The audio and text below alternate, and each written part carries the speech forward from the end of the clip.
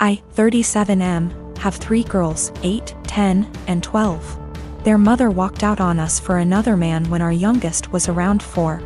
My ex still stays in contact, though, and pays child support. A few weeks ago while doing laundry, I saw red spots on my oldest's underwear. I asked her if she knew about it, and she cried and told me she tried to call her mom, but my ex didn't call back.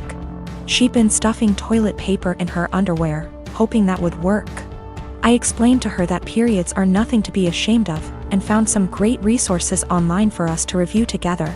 I took her to the store to pick out brands of feminine products she wanted to use. She picked Playtex Sport because she's a gymnast. After we were done, I decided I should do the same thing with my other 2. My 12 years old volunteered to be part of preparing them, and we made a whole night of it. It was wonderful. And I learned a lot. I even learned what a menstrual cup is, and how they benefit the environment. The other day, my ex called back. I'll usually arrange a video chat and leave the room so they can have some alone time, and when they're done chatting, I'll come back in to talk boring co-parenting stuff like school, bills, etc. This last time, my ex was furious with me for talking about periods with the girls.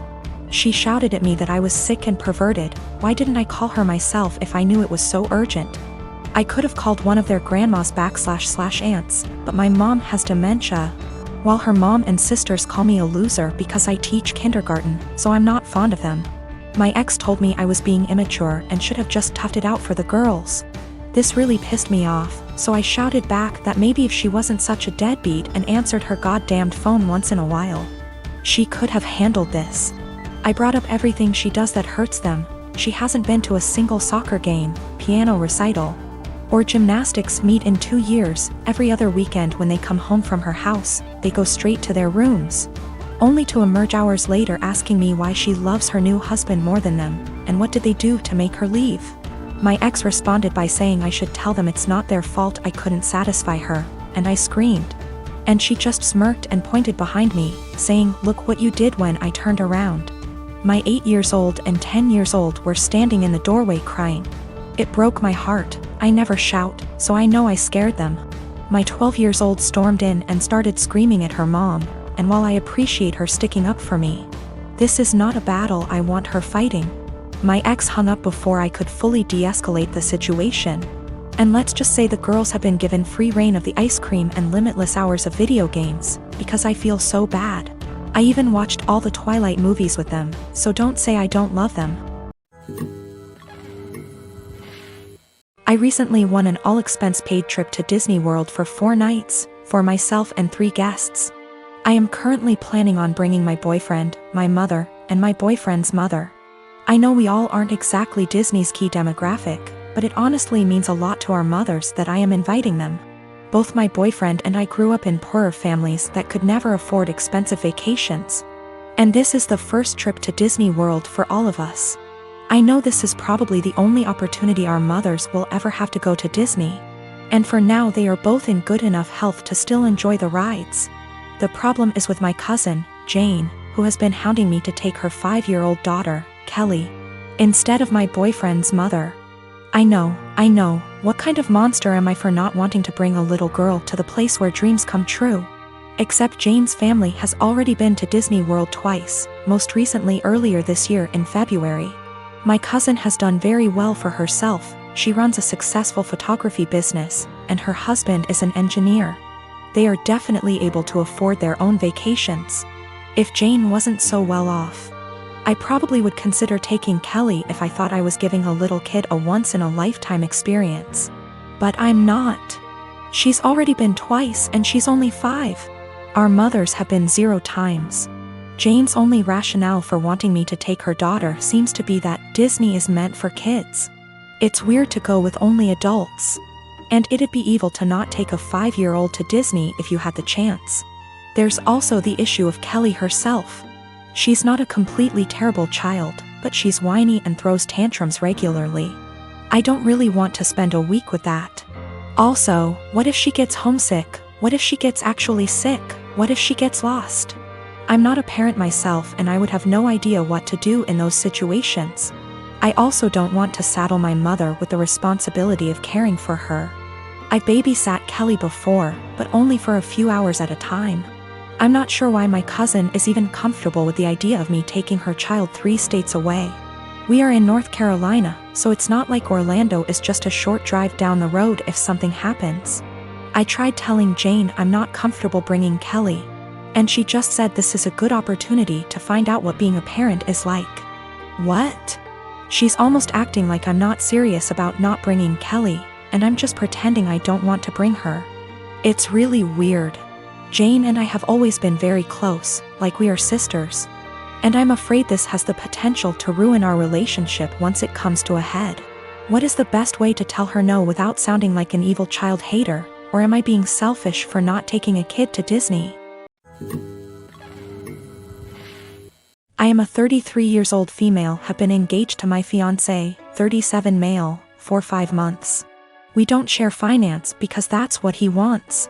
I got a raise on my salary. Now I earn 30% more than he does, and I notice that he's been using this to ask me to pay for him and his friends. Whenever I say no, or why should I pay for this, he'd respond with the 30%, that's why. He acts as if the 30% is unfair or that I'm not deserving of it. Several times he has tricked me to pay for his and his friends' meals by asking me publicly. Let me say that I'm too nice to say no. I hate confrontation, especially when we're at a public place like a restaurant, so I just grin and pay. Last Tuesday, he asked me to join him and his buddies for dinner. I told him from the start I wasn't paying for their food and he shouldn't expect me to. He said he got this and no worries. We got to the restaurant, met his friends, ordered food. And in the middle of the meal he leaned in and whispered that I would be paying for everything he and his friends ordered. I got so mad I whispered back, no. But he probably relied on me not causing a scene in public and in front of his friends. He said, you have enough money, you could pay for everyone's food, 30%, remember? I was fuming inside. Instead of reacting negatively and losing my temper, I waited till the bills arrived. They were already split from the start when we first ordered. I paid for mine, then I excused myself to the restroom. I then sneaked out from there, got into my car and went home. I started getting phone calls from my fiancé, then texts asking where I was. I texted back saying I didn't appreciate how he put me in this situation and basically tricking me into paying for his and his friends' food. I told him I went home, then stopped replying. An hour later he came and started yelling at me, calling me selfish, irrational, cheapskate and childish for sneaking out like that and leaving him stuck with a bill he could not pay. He had to call his brother for help. We had a loud argument, then he walked out. His friends didn't speak to me on this, but he told me they're disappointed in my behavior and are telling him to take time and reflect on the type of woman he's gonna be married to. He said that because the restaurant wasn't expensive, then I could have just paid. He admitted not telling me about it till later, knowing I'd refuse. He still thinks my reaction was childish and unacceptable. I've had this crush on my coworker for a few months now, and it's really not good. We only see each other in passing, and he's only talked to me once about something work-related. Even though we don't talk, we do look at each other sometimes, so we notice each other's existence. He's very outgoing and friendly with other people on my team. He's also very attractive. I enjoy being around him, but I'm way too nervous to talk to him. Honestly, I basically just admire him from afar. I'm not interested in a relationship with anyone right now, partially because I need therapy to heal from past relationships first. So I'm definitely not trying to be together with him. I just like him. This wouldn't be so bad, except it's become unhealthy for me. Whenever he's around, I get so overwhelmed that it's difficult to concentrate on my work. Sometimes I have to walk away and take deep breaths to calm down. I just get so nervous and preoccupied with my thoughts. I realize this sounds ridiculous, it is. I also can't stop thinking about him. It seems like I spend the entire day looking forward to seeing him, then once he's gone I feel empty and sad. I recognize this is really unhealthy and potentially creepy. I work with some good friends and I genuinely enjoy their company. I also like my job a lot, so it's not that work is boring without him. I'm actually a very talkative and happy person with everyone else. I really want to get over these feelings because they're useless and only hurting me. To be honest, this isn't the first coworker I've felt this way about. At my last job, I also had a crush on my manager and it was on the same unhealthy level. So I feel like becoming fixated on people is a reoccurring problem, and I really would like to know how I can change this pattern.